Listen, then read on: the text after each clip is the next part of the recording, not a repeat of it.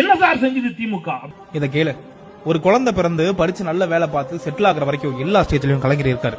அவ்வளவு ஏன், ஒரு குழந்தை கருவா தாய் வயிற்றுல இருக்கும் போதே அது ஆரோக்கியமா பிறக்கணும்னு முத்துலட்சுமி மகப்பேறு உதவி திட்டம் மூலம் ஊக்கத்தொகை கொடுத்ததும் கலைஞர் தான். ரெகுலர் செக்அப்காக எல்லோருக்கும் ஆக்சசிபிளா தமிழ்நாடு முழுக்க ஆரம்ப சுகாதார நிலையம் ஆரம்பிச்சதும் கலைஞர் தான். இப்போ அந்த குழந்தை படிக்க போற அரசு பள்ளியில இலவசமா யூனிஃபார்ம், நோட்டு புக்கு, மதிய உணவு திட்டத்துல முட்டையை சேர்த்ததை சத்துணவாக்குனது, இலவச பஸ் பாஸ், கல்லூரியில ஏழை பெண்களுக்கு ஊக்கத்தொகை, இடஒதுக்கீடு, முதல் தலைமுறை பட்டதாரிகளுக்கு ஊக்கத்தொகைன்னு எல்லாரையும் படிக்க வச்சவர் கலைஞர்.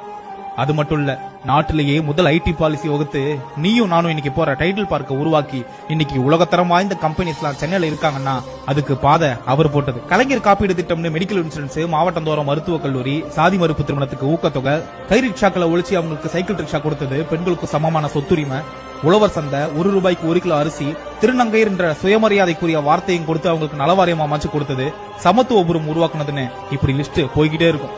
சுருக்கமா சொல்லணும்னா தமிழ்நாட்டுல இருக்கிற எல்லா குடும்பமும், ஏன் ஓட்டு போட்டவங்க, போடாதவங்க, ஆதரிக்கிறவங்க, விமர்சிக்கிறவங்க கூட கலைஞர் கொண்டு வந்த நல்ல திட்டத்தால பயன்பட்டு இருப்பாங்க. ஏன்னா கலைஞர் எல்லோருக்குமானவர். தமிழ்நாடு இதுல முதலிடம், அதுல முதலிடம்னு இன்னைக்கு வர சாதனைகள், நாம் அடைஞ்சிருக்கிற இந்த வளர்ச்சி எல்லாத்துக்கும் விதை அவர் போட்டது. கலைஞர் பார்த்து பார்த்து செதுக்கின மாநிலம் தமிழ்நாடு. சும்மாவா சொல்றாங்க ஃபாதர் ஆஃப் மாடர்ன் தமிழ்நாடுன்னு?